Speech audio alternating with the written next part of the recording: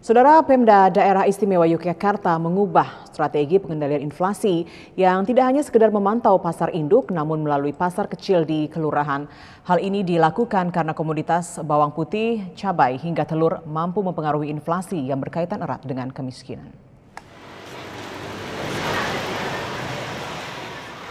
Berdasarkan data Badan Pusat Statistik Inflasi Bulanan Daerah Istimewa Yogyakarta pada Februari 2023 tercatat 0,27%.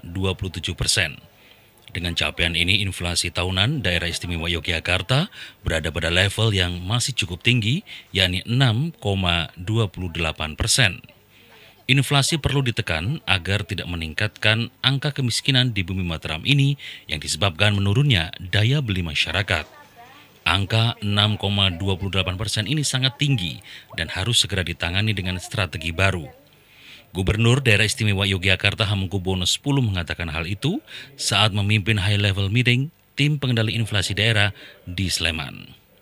Menurutnya, jika inflasi tidak segera ditangani, dikhawatirkan Daerah Istimewa Yogyakarta mengalami minus pada pertumbuhan ekonomi atau tidak tumbuh sama sekali. Untuk itu, Sultan mengimbau Bupati Wali Kota se-Daerah Istimewa Yogyakarta dan Kepala Organisasi Perangkat Daerah untuk bekerja lebih cerdas, tidak hanya sesuai adat kebiasaan.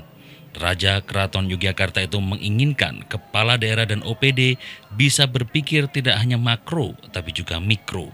Dengan demikian, pimpinan bisa mengambil kebijakan yang lebih baik, lebih detail, dan lebih mikro.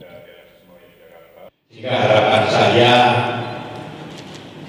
nanti di kuartal pertama ini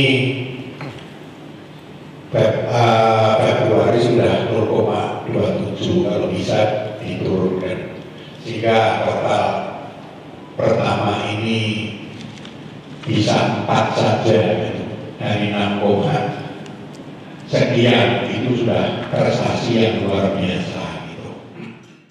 Sudah menimbulkan inflasi juga. Pemerintah Daerah Istimewa Yogyakarta juga mendorong pimpinan daerah untuk lebih ringan tangan mengucurkan dana dan dapat membeli hasil panen penduduk yang kemudian menjual langsung kepada masyarakat tanpa melalui pedagang besar atau tengkulak. Pemda Daerah Istimewa Yogyakarta juga sudah memberikan subsidi ongkos kirim bagi pedagang. Subsidi ini dinilai menguntungkan bagi pedagang kecil karena dapat memperoleh barang murah tanpa ongkos kirim sehingga bisa dijual lebih murah. Dengan demikian, harga jual ke masyarakat bisa lebih rendah. Meski demikian, komoditas pangan yang mendapat subsidi ongkos kirim itu tidak hanya didistribusikan ke pasar besar, seperti Brengharjo atau Demangan, namun juga ke pasar kecil di kecamatan dan kelurahan. Jika tidak, justru tidak mendongkrak daya beli masyarakat dan hal itu hanya menyebabkan masyarakat tidak mendapati harga yang terjangkau ketika barang sampai di pasar kecil. Dengan demikian, operasi pasar di pasar besar dinilai tidak memecahkan permasalahan inflasi, namun justru memberikan keuntungan lebih pada pedagang besar dan mengakibatkan program tidak berjalan sesuai rencana. Kebijakan baru ini diharapkan mampu menurunkan inflasi Daerah Istimewa Yogyakarta. Herdian Giri dan Ucon Tritama, TVRI Yogyakarta melaporkan.